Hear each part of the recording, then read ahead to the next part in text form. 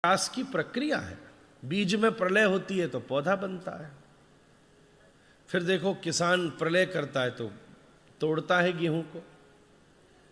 फिर देखो सृष्टि हुई, फिर उसके बाद में गेहूं इकट्ठा कर लिया तो थोड़ी देर तक पालन किया, फिर चक्की में डालकर फिर प्रलय करता है। फिर प्रलय हो गई तो अब आटा की सृष्टि हो गई।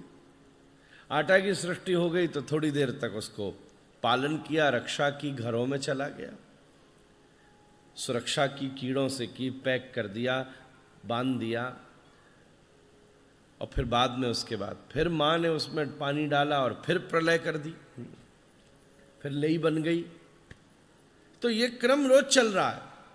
फिर देखो, फिर रोटी बेली, फिर तवे पर चढ़ी, फिर बढ़िया सुंदर रोटी बनाकर रखी, फिर आपके मुंह ने फिर प्रलय कर दी।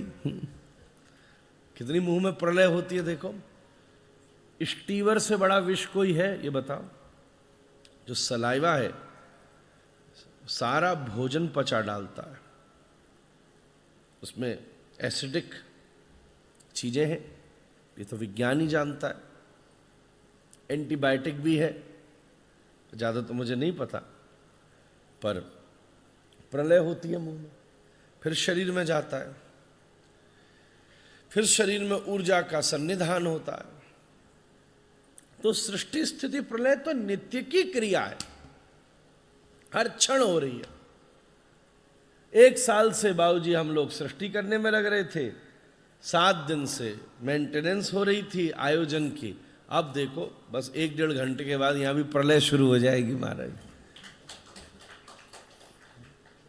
भट्ट जी अपनी प्रलय करेंगे, ये दोनों ले जाएंगे, पंडित जी अपनी करेंगे, मुनीश अपनी करेगा, टेंट वाले भैया अपनी करेंगे, हम अपनी, सब अपनी अपनी प्रलय से सब खत्म।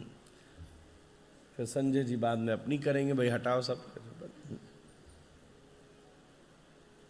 तो उसी प्रकार से इतनी बड़ी फैक्ट्री भगवान ने लगा रखी है। हर क्षण मैन्युफैक्चरिंग, मेंटेनेंस एंड रिसाइकलिंग होती जा रही है, कहीं ना कहीं काम चल ही रहा है इतने यूनिट से।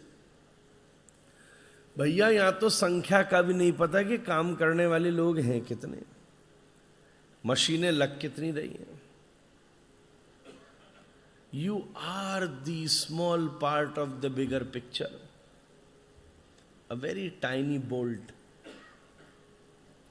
बनता आदमी ने अपने आप को कितना बड़ा है, पर एक छोटा सा कहीं तृण मात्र भी नहीं है।